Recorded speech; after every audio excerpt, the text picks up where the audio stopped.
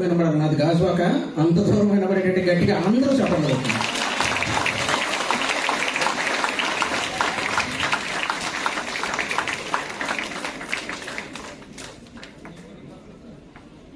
ఈ తరగతిని అంటే ఈ క్లాస్ రూమ్నే మనం ఒక భారతదేశంగా భావిద్దాం.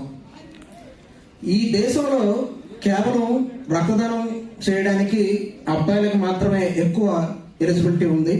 అమ్మాయిలందరికీ కూడా హిమోగ్లోబిన్ తక్కువగా ఉండడం వల్ల, మన జెనెటికల్ ప్రాబ్లం, మన ఇండియాలో ఉన్న వారసత్వం జనితత్వం వల్ల మనందరికీ కూడా హిమోగ్లోబిన్ తక్కువ ఉండడం వల్ల మీరు ఎవరు ఇవ్వలేకపోతున్నారు అనేది నా ప్రగాఢమైన భావన. ఎందుకంటే నేను చాలా రక్తదాన శిబిరాలు నిర్వహించినప్పుడు ఎక్కడికి వెళ్ళినా కూడా అబ్బాయిలు అందరూ ఇస్తారు. ఎందుకంటే మేలు చేసేవాడిని మేలు అంటాను నేను. అలాంటి మేల్స్ అందరూ కూడా ఎప్పుడు ఇస్తారు. కానీ చాలా మంది చెప్పే డైలాగ్ ఏంటంటే, నా రక్తంలోనే భయం లేదురా, నేను ఎవరికి భయపడను అంటారు. కానీ రక్తం ఇవ్వడానికి భయపడే వాళ్ళని రోజుకి నేను కొన్ని వేల మందిని చూస్తాను.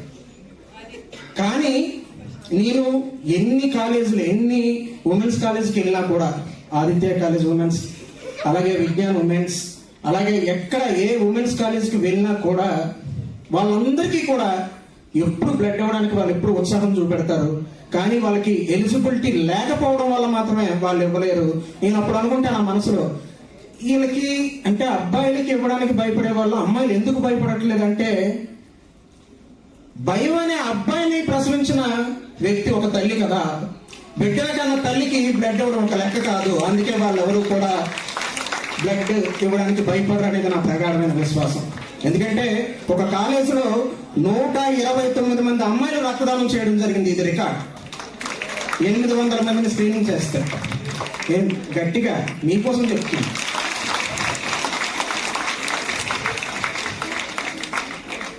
సో నేను ఎప్పుడు ఏమంటానంటే, ఫస్ట్ టైం ఎవరైనా బ్లడ్ డొనేషన్ చేసినప్పుడు ఈ రక్తదాన ఉద్యమానికి ప్రధానమైన బలం, బలహీనం, శత్రువు, మిత్రువు తల్లులు.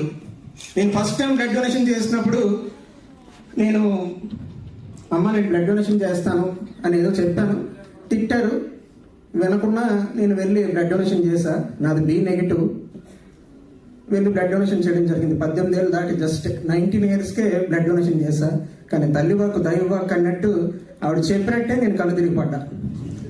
కళ్ళు తిరిగి పడిన దెబ్బ కన్నా పక్కన ఉన్న స్నేహితులు, ఎప్పుడు పడతాడని చూసే స్నేహితులు వెంటనే ఇంటికి వెళ్ళి, ఆంటీ ఇలాగా వినోద్ బ్లడ్ ఇచ్చాడు, కళ్ళు తిరిగి పడిపోయాడని ఇంకా 4 అక్షంతలు ఎక్స్ట్రా ఇచ్చారు. అంతే. ఆ రోజు నుంచి ఈ రోజు వరకు నేను సింగిల్ డోనర్ ప్లేట్లెట్, మీ అందరికి ఐడియా ఉండి ఉంటుంది, SDP అంటారు, single donor platelet, blood and single donor platelet. ఆ రోజు నుంచి ఈ రోజు వరకు 69 సార్లు నేను నా రక్తాన్ని దానం చేయడం జరిగింది. ఇప్పుడు కూడా మా మదర్ తిడతారు.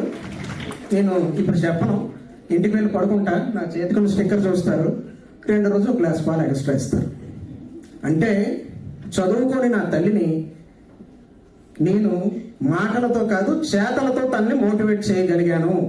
ఎవరినైనా సరే మనం అర్థమయ్యేటట్టు చెప్పగలిగితే ప్రతి వ్యక్తి కూడా ఈ సమాజంలో మార్పుకి సిద్ధపడతారు అనేది నా ప్రగాఢమైన భావన.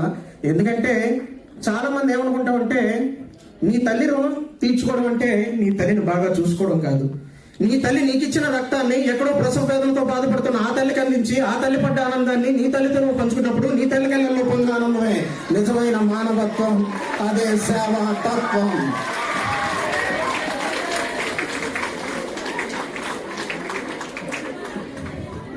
మా మదర్కి నేను ఇలా డైలాగ్తో చెప్పలేదు, నా ఆచరణతో చెప్పా.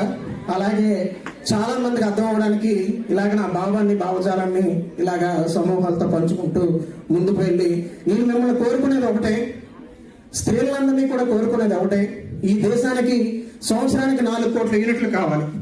కానీ మనం 1 కోటి యూనిట్లు మాత్రమే సేకరించగలుగుతున్నాం. దీన్ని అధిగమించాలంటే స్త్రీలు అందరూ కూడా రక్తదానం చేయక్కర్లేదు. స్త్రీలందరూ కూడా రక్తాన్ని ఎక్కించుకునే పరిస్థితికి రాకుండా ఉంటే ఈ దేశానికి సగం యూనిట్లు మిగిలినట్టే. ఎందుకు సాధారణమైన సమూహాలతో నేను పంచుకున్న దానికి పెద్ద అర్థం ఉంటుందో లేదో నాకు తెలియదు. కానీ నేను వైద్యులను ఎలా అనుకుంటానంటే, దారిలో వచ్చినప్పుడు నా మనసుకు అనిపించింది ఏంటంటే, దేవుడి దగ్గర పెట్టిన నైవేద్యం ఎంత పవిత్రతో వైద్యులు అంతకన్నా పవిత్రులు ఈ సమాజానికి. మీకు అర్థమైతే గట్టిగా కొట్టండి.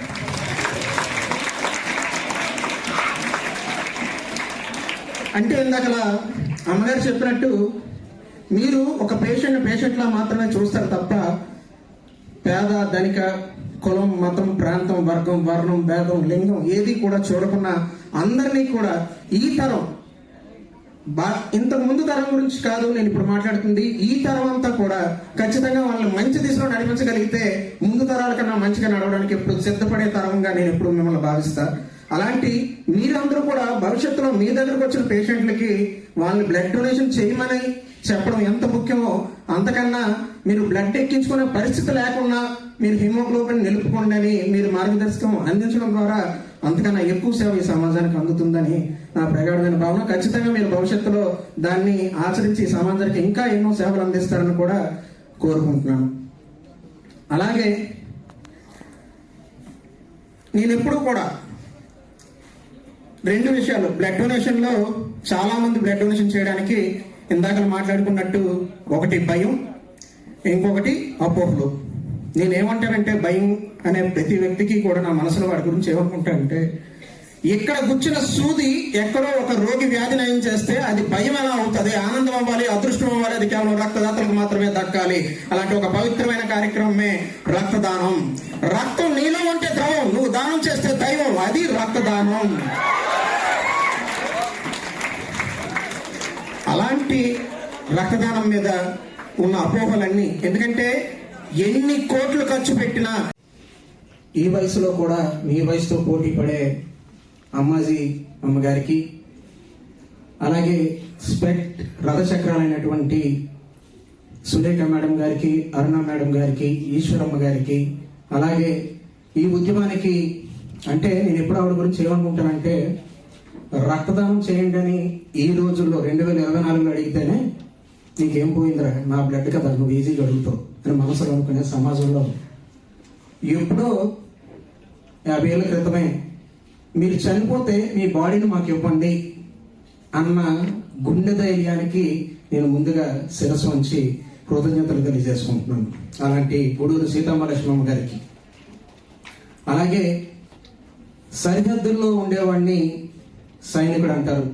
వాళ్ళు దేశాన్ని కాపాడతారు, మీరు దేహాన్ని కాపాడతారు, మీరు సమాజంలో కూడా ఒక సైనికుడితో సమానం. నాకు అలాంటి మెడికల్స్ అందరికీ కూడా ముందుగా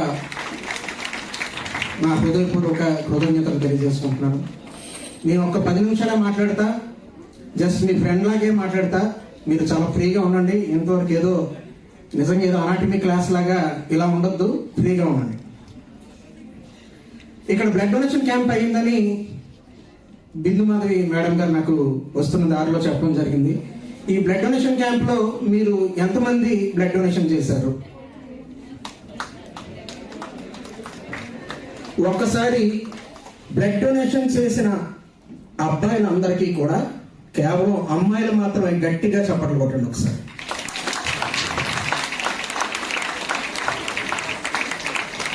అలాగే ఎక్కడో చూశారు ఎవరో బ్లడ్ డొనేషన్ చేశారు అమ్మాయి.